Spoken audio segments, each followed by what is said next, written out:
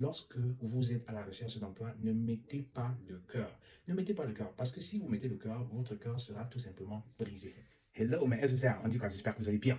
Il y a un SSR qui me contacte il y a quelques temps. Il me dit, écoute Constantin, le job pour lequel on s'est préparé, voilà, déjà merci, parce que j'ai eu plusieurs propositions d'emploi. Et c'est ça, mais c'est ça mon objectif lorsque je travaille avec les SSR, c'est qu'ils puissent avoir plusieurs contrats desquels ils pourront choisir. Donc, il me dit, j'ai eu plusieurs contrats hein, et la préparation avec toi a été tellement efficace. Déjà, le CV, il m'a ouvert les portes dans plusieurs entreprises. Et puis, la préparation interview avec toi, l'analyse du rôle et tout, les simulations, ça m'a permis de comprendre hein, à quoi les recruteurs s'attendent. Ça m'a permis de mieux manager le stress pendant les interviews. Et j'étais tellement à l'aise pendant les entretiens d'embauche que vraiment, je te dis merci pour cela. Donc, j'ai eu deux contrats. Deux contrats, non, j'ai eu trois contrats, mais deux qui me parlaient le plus, desquels je pouvais choisir. Un avec, on va dire, entreprise A, j'évite de citer les noms, et un avec entreprise B. Hein. Entreprise B me donnait un salaire plus élevé et le projet me parlait un peu plus. Hein. J'avais l'impression qu'avec entreprise B, je pouvais mieux apprendre, hein. Je pouvais mieux me développer sur le plan de ma carrière. Entreprise A était également intéressant. Leur proposition, leur offre était intéressante. Le salaire aussi était OK, je ne me plaignais pas. Mais j'ai fini par me décider pour l'entreprise B. Sauf que je signe le contrat et 2 jours avant que je ne commence, c'est-à-dire qu'on est vendredi hein, et je suis supposé commencer lundi, il y a mon chef hein, qui m'appelle, bref, celui qui devait être mon chef qui m'appelle et me dit, écoute, tu ne devrais pas venir au travail lundi parce que le projet sur lequel tu devrais travailler bat un peu des ailes. Hein. On n'est pas sûr de l'obtenir jusqu'à présent, on ne l'a pas obtenu. Et du coup, il ne faudrait pas que tu commences. Donc, il m'appelle et me présente la situation et me dit, écoute, là, c'est chaud, hein, je ne sais pas ce que ça veut dire, qu'est-ce que ça veut dire. Et moi, de lui dire, OK, tu as renoncé hein, à l'entreprise A parce que tu voulais travailler chez eux.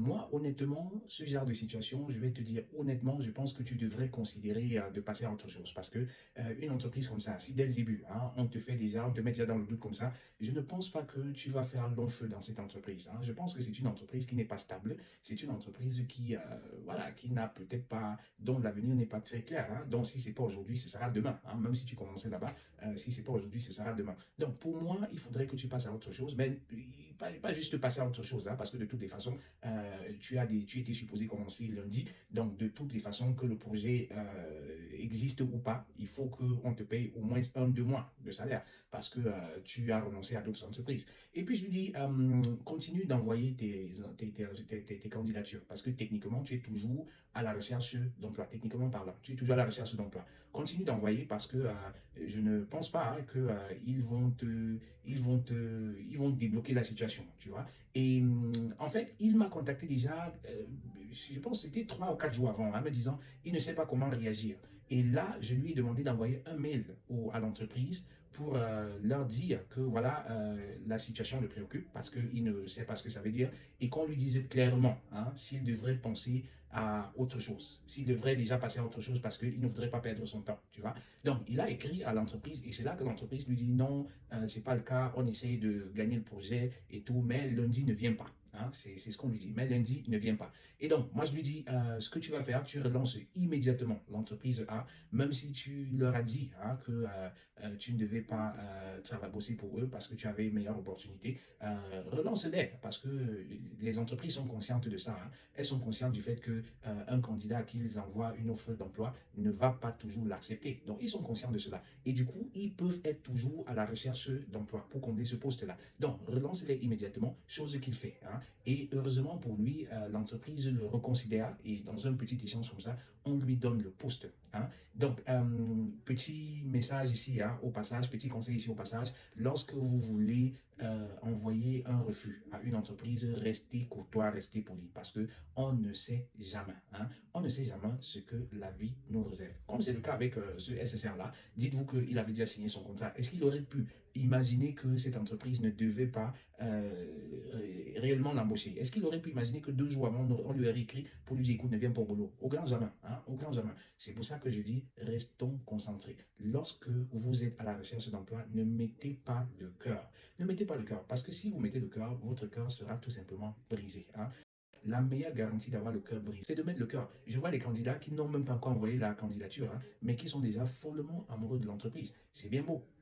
C'est bien beau, sauf que le chemin, hein, pour que vous puissiez commencer à travailler, il est de nos jours, hein, il est long, il est dur, il est rocailleux. Donc, vous devez arrêter de mettre le cœur. Et la meilleure solution pour ne pas mettre le cœur, c'est avoir plusieurs options, hein. Si l'entreprise A ne vous considère pas, que vous ayez entreprise B, que vous puissiez envoyer 100, 200, 300, 400, 500 candidatures, hein, les amis.